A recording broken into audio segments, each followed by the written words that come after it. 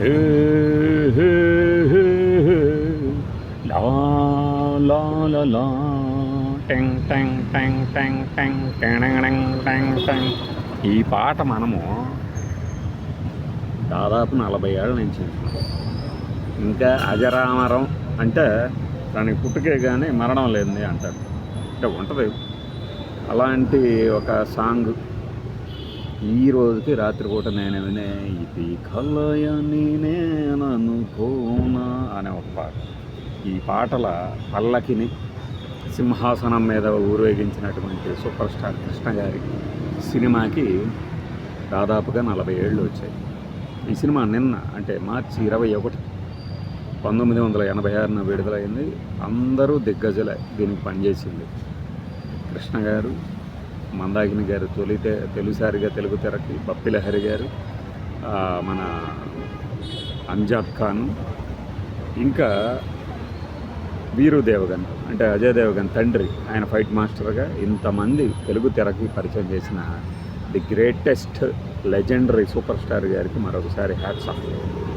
Super star Krishna గారి కెరీర్లోనే కాదు, Telugu cinema చరిత్రలో ఒక కలెక్షన్స్ పరంగా ఒక నూతన అధ్యాయాన్ని సృష్టించినటువంటి సినిమా అన్నమాట సింహాసనం.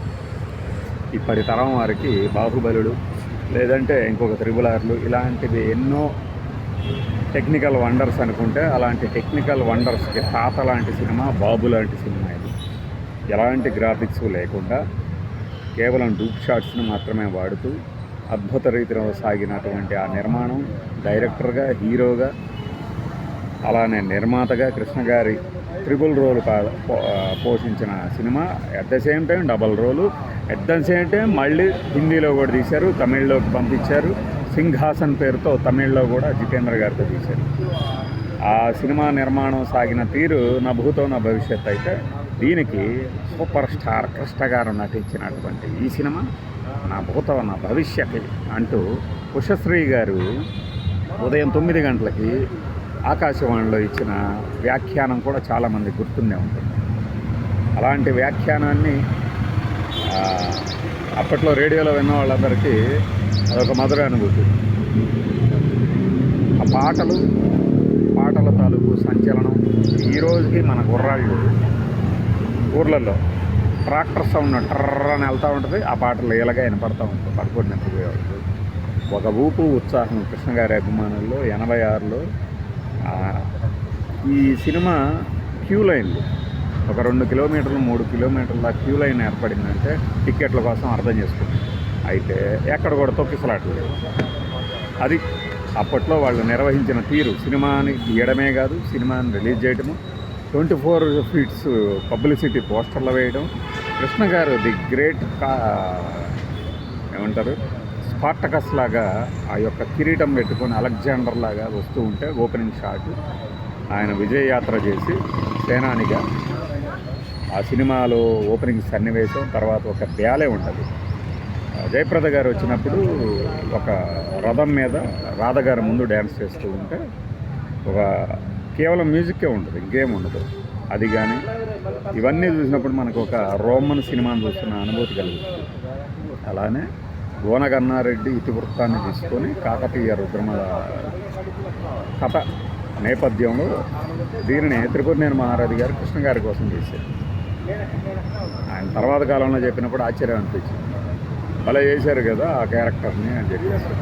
మన విక్రమసింహుడు ఈ గోనగన్నారెడ్డి అయితే రుద్రమదేవి క్యారెక్టర్ని అలకనన్నదేవి. అట్ ద సేమ్ టైం ఏంటంటే అప్పుడు పొలిటికల్ వాతావరణం పరంగా అప్పట్లో ఇందిరాగాంధీ గారిని పోలినట్టు, అంటే ఒక లేడీ ఎలా దేశాన్ని పాలిస్తుంది అన్నవి కూడా అప్పట్లో వచ్చినప్పుడు ఆ విమర్శలను కూడా ఇందులో పెట్టి, రాణి రుద్రమదేవి మాత్రం అలా చేయలేదా అని ఏ క్యారెక్టర్ నుంచి అయితే వాళ్ళు ఇన్స్పిరేషన్ తీసుకున్నారో అదే క్యారెక్టర్ని స్తుతిస్తూ కృష్ణ గారు చెప్పే డైలాగులు.